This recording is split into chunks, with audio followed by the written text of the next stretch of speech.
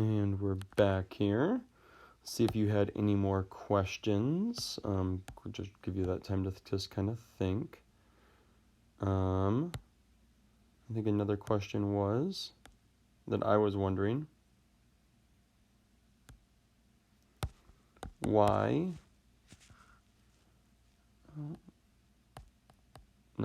how did Cleopatra do as a leader?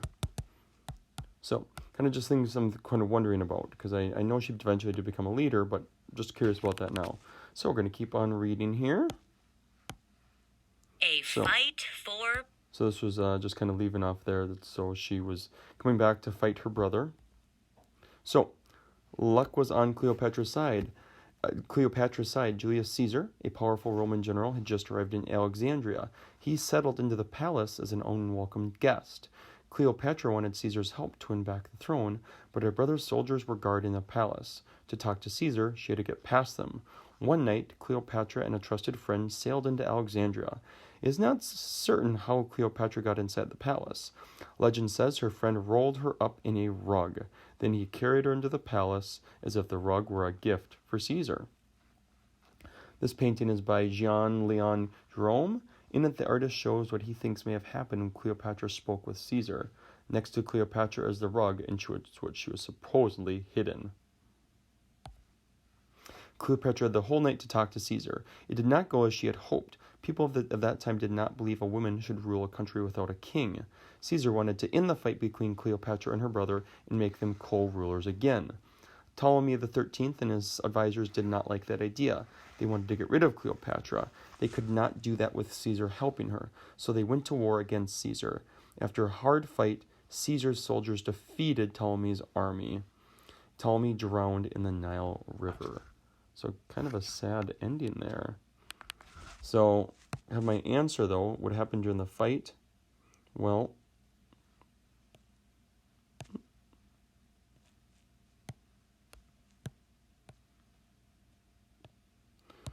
the Roman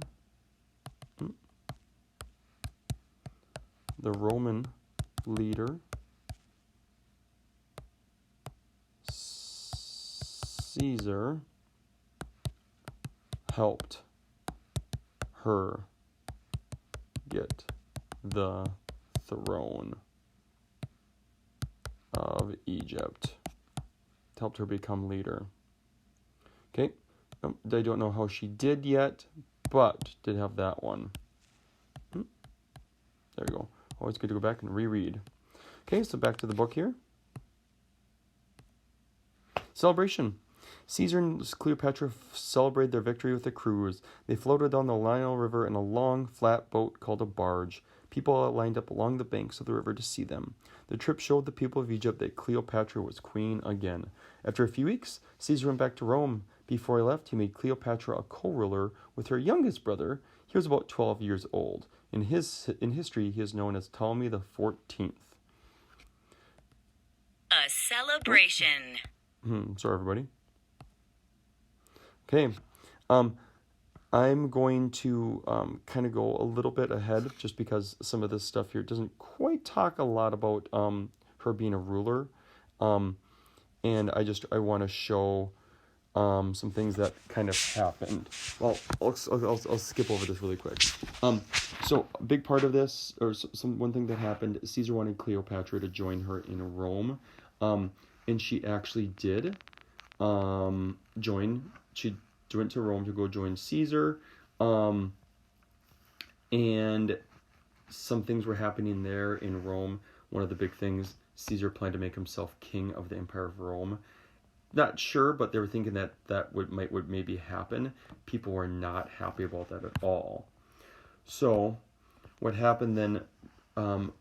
Members of the Roman Senate then turned against Caesar. They actually stabbed him and they killed him at a meeting on March 15th, 44 BCE. So Cleopatra was no longer safe in Rome. This changed a lot of things, especially for Rome and Egypt. In Rome, there was like an imbalance of power, so things were not good. So Cleopatra definitely had to leave. But when Cleopatra went back to Egypt, things were going really pretty well for her. So for this chapter, I'm going to start meeting the queen. Egypt was a rich nation, and Rome had a strong army. Mark Antony was leader of Egypt, and he needed money to fight wars to take over new lands. Cleopatra wanted protection for Egypt from other countries, so Mark Antony believed they could help each other.